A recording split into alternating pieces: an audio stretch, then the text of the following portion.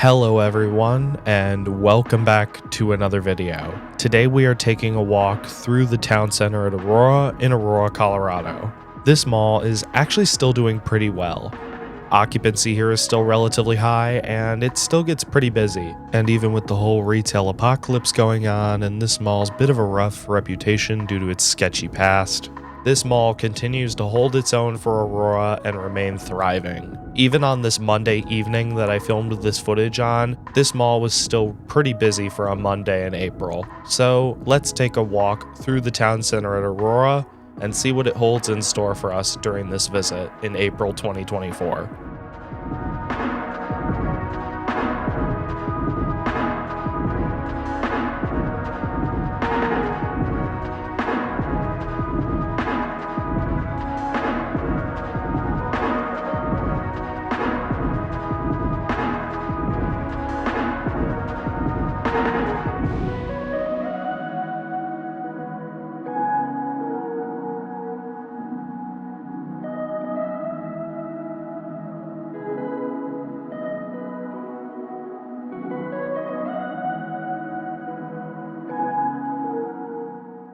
To begin with the history, Town Center at Aurora would be developed by Edward J. DeBartolo. The mall's construction would begin in 1974, and it would be located off of Alameda Avenue near I-225. The mall would originally be known as the Aurora Mall, and it would open as a competitor mall to the already existing Buckingham Square Mall in Aurora about 3 miles away.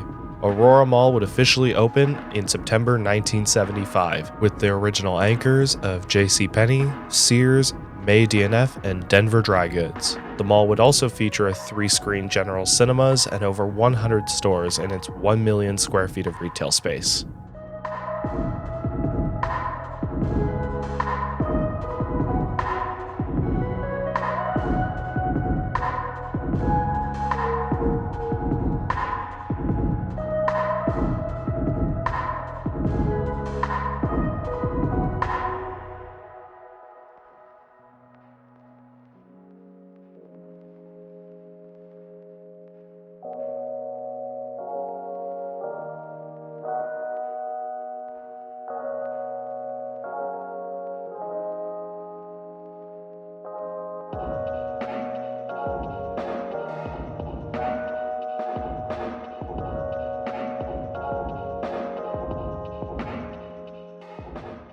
Aurora Mall would see success, and it would coexist with Buckingham Square Mall throughout the 1980s. In 1984, General Cinemas would be converted to Mann Theaters, and in the mid-1980s, Aurora Mall would start seeing changes in its anchor stores, as in 1987, Denver Dry Goods would get acquired by the May Company, and in turn, its space would be converted to May DNF, whom would operate a dual anchor setup at the Aurora Mall. The original May DNF space would be converted to the men's store, whilst the Denver Dry Goods space would be converted to the women's store.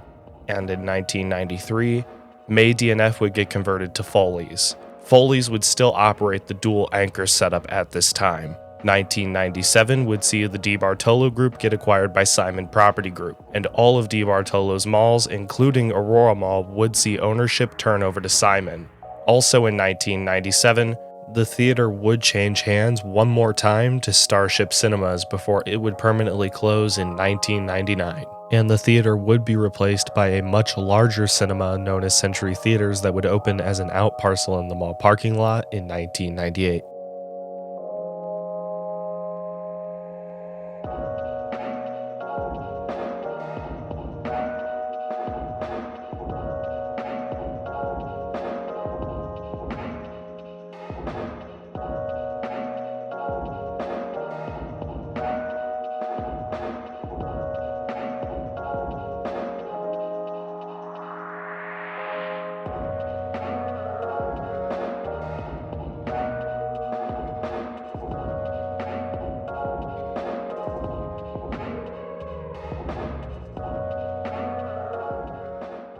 By the turn of the century, Aurora's retail landscape would begin to change, as Buckingham Square Mall would start struggling around this time, but the Aurora Mall would continue to seek changes, as in 2003, Simon would announce a major renovation project to Aurora Mall that would cost around $100 million. To make way for the renovation, Foley's would completely overhaul the space that they operated as the men's store and would downsize operations to just that building. But thanks to Foley's going down to a single store, the renovation project would consist of two different parts. The first part would be converting the former Denver dry goods space into a Dillards, whom would relocate operations from Buckingham Square Mall to Aurora Mall. And the second part of this renovation would be a heavy remodel to the interior, giving us the look you see today, and adding a food court on the second floor near JCPenney. The renovations would be completed in 2005, and with that, Aurora Mall's name would be changed to Town Center at Aurora.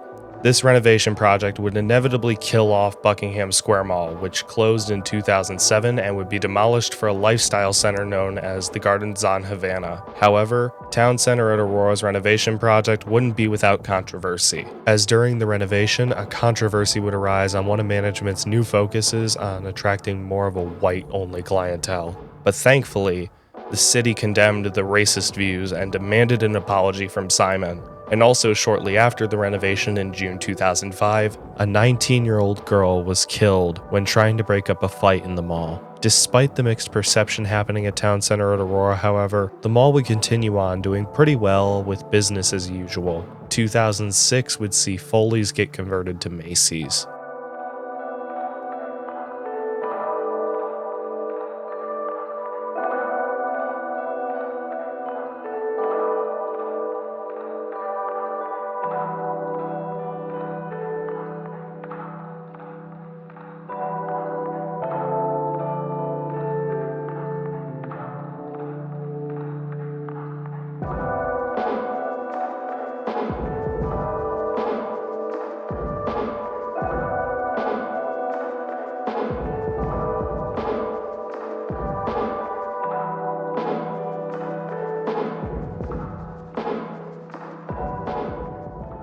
During the late 2000s, the Aurora Public Schools would be heavily involved with the mall's events and activities. As in 2009, Aurora Public Schools would announce a new computer system in a joint venture with the mall, and several kiosks were installed throughout the mall that would allow parents to view grades, assignments, and other resources regarding their child's education, as well as browse the mall's various shopping events. And the mall would also sponsor a Cash for Class program, which awarded the schools within the district based on a point system for submitting report cards, attendance records, and even mall purchases. However, 2012 would see a devastating event happen at the mall, as on July 20th, 2012, a mass shooting would occur at the Century 16 Theater in the mall parking lot. During a midnight screening of the film, The Dark Knight Rises, a gunman dressed in tactical clothing set off tear gas grenades and shot into the audience with multiple firearms, killing 12 people and injuring 70 others. The gunman, James Holmes, was arrested outside the cinema minutes later, and thankfully on August 24, 2015, he was sentenced to life in prison. Despite this horrifying event and multiple other minor incidents that happened at the mall, Town Center at Aurora would still continue to see success around this time and high occupancy.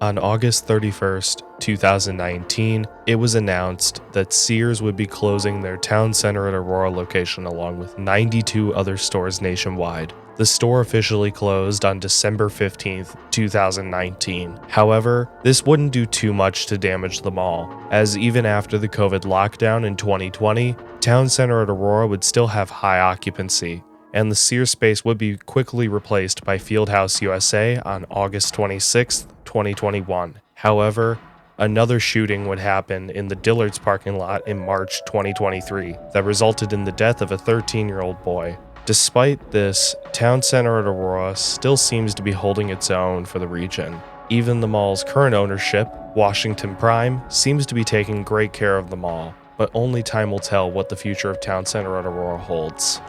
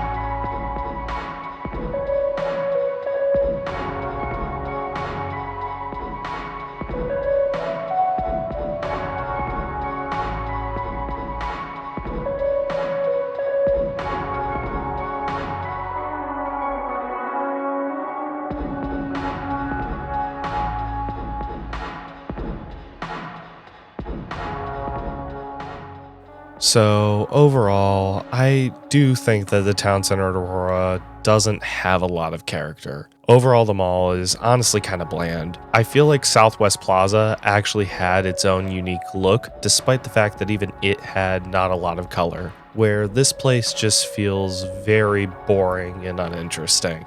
I mean, when you compare this place to somewhere like Park Meadows and Flatiron Crossing, this mall just doesn't have a lot to it that makes it unique. And honestly, that's probably why I've only visited this mall twice. Once in December 2022, and this visit with the footage you're watching now in April 2024. Overall, this mall just isn't that interesting architecturally. The 2005 renovation honestly was a downgrade in my opinion.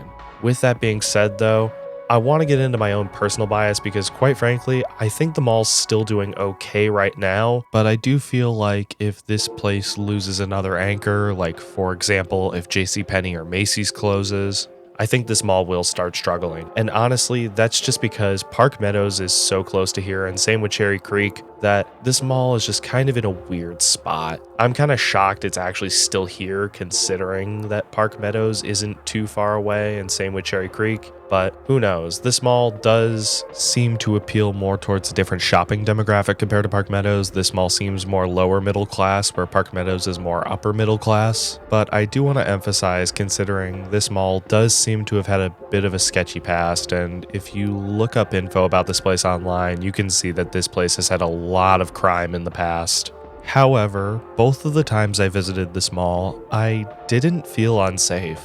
And I just want to say that because I've visited malls that are in way worse areas. Eastland Mall in Columbus and Eastland Center in Detroit are two that come to mind of malls I've visited in the past that are in really sketchy areas. I felt way less safe at those two malls compared to here. This mall just felt like I was in a normal mall. It didn't really feel like I was anywhere that was rough or run down. I felt perfectly fine here, but with that being said, a bad reputation can deter people away. Just knowing this mall's reputation, if this place does end up losing another anchor, I feel like this place could end up struggling in the future. But with that being said, as of this moment in 2024, it appears that Town Center of Aurora is still doing pretty well, and nevertheless, I still hope the best in this mall's future. I want to see this mall succeed like every other mall. I want them to succeed. I'm one that hopes that malls continue to thrive on. I don't want to see them die.